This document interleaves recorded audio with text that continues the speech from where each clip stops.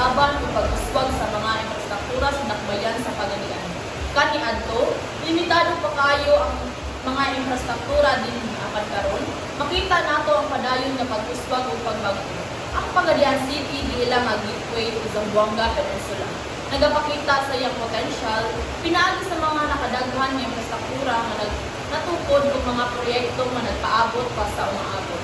Atong sundon ang kasaysayan o kasamtangang kalambuan niini alang sa mas lapad nga pagsabot kung unsa ka importante ang mga infrastruktura sa pagpalambo sa usa ka lugar.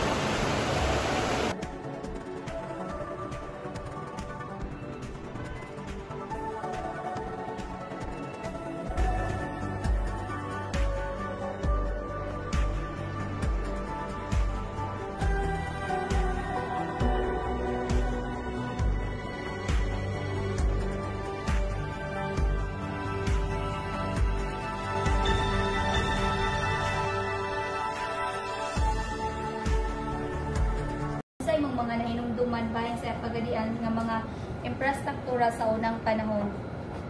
Karon sa una diferensya na gyud sa pagkakaron kay ang karon daghan naman ta mga investor na natay Gaisano, natay ang labing kuan karon ang Robinson, masamot pa gyud nga mabibo ang atong syudad sa Pagadian.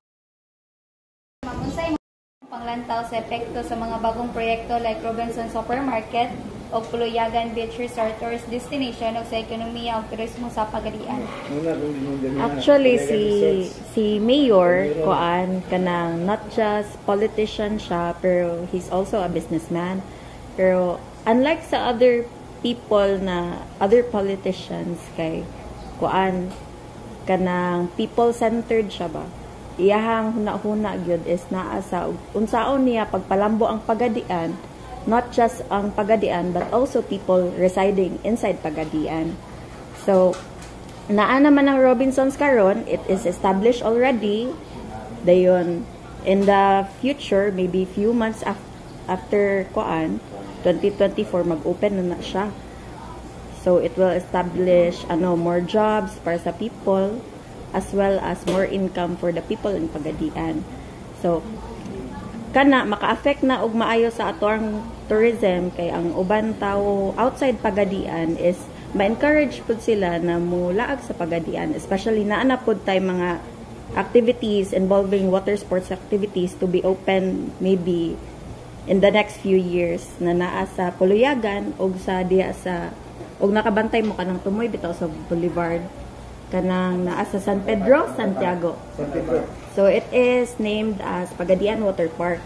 Nana ang mga water activities na kuan, mga equipments na siya sa taas sa rotonda na katong kuan, center na to didto, naka-prepare na siya didto. Ang ga-rehab karon didto is kato na lang katong area, katong dagat didto kay medyo filthy pa man ang water, dili pa siya kuan approved for water sports activity. Pero basin in the future, ma-open to siya. So it will encourage tourism sa ato ang syudad and as well as kuan, more income para sa ato and as well as ninyo for the future generations. Kay if ever na daghan man gud og mo ari na mga tourist, it will attract more jobs. Then it will kuan kanang attract also kanang more people ba. So mas mahimong famous ato ang syudad. Sa imong maingon bahin sa mga nagpadayon proyekto karon Ma-improve ang Pagadian. Maingon siya kuan. Ni-asenso jud siya tungod sa daghang mga project nga nangabot sa Pagadian.